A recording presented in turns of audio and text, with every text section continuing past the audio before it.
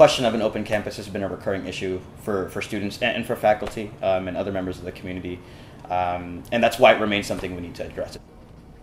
As I see it, it should be now, in preparation for the future, a campus that is open to all, that people are able to move freely onto and off of.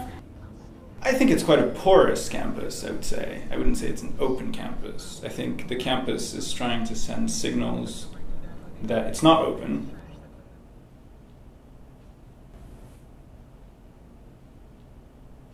One of the greater dangers of the non-open version of the university we've adopted is to constantly perpetuate this impression that you have to request permission to move. Right? Moving around is not something that you can do freely. Moving around is something that comes as a permission that is being granted to you. The challenge to us realizing this vision of being an open campus is the security measures that have been put into place recently, particularly after those threats were made online anonymously. The U.S. State Department released a report. The countermeasures on campus we saw public safety implement, particularly the checkpoint. Basically, the fundamental philosophy that we've seen emerge in the past few months has been that if you're on campus, you have to have a reason. And I think that's really contrary to the basic idea of what an open campus is and what it should be.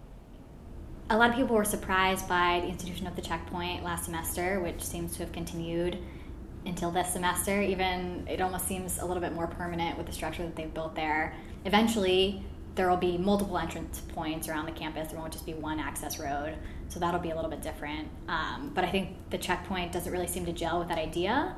And also just security guards asking for IDs around campus. It's not always consistent. Sometimes they ask for it in certain buildings and not others. Sometimes they ask for it just even when you're entering campus or kind of in the supposedly open spaces.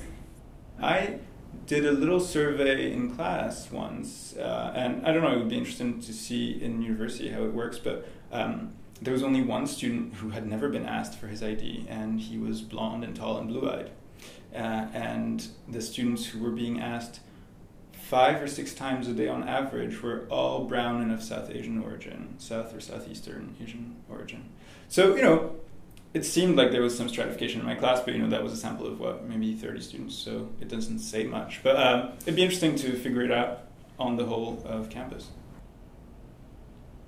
I think when we put barriers to entry towards the campus, we're going to filter out a certain number of, or a certain category of the population that feels underprivileged enough that they can't actually penetrate these barriers, right? It takes a certain sense of entitlement to see a security guard and say, well, I have a right to come anyway, right? Not everyone has that sense of entitlement. Our security guards are fantastic. And something that I would really like to know more about is how the university leadership and public safety department are talking to and involving students, staff, and faculty, because we all share this campus, how they're involving them in the decisions about what security and safety on campus look like, and how, what's the vision for that, and also how it's executed on the ground level. So I think that there needs to be more conversation. It doesn't seem like that's happening right now.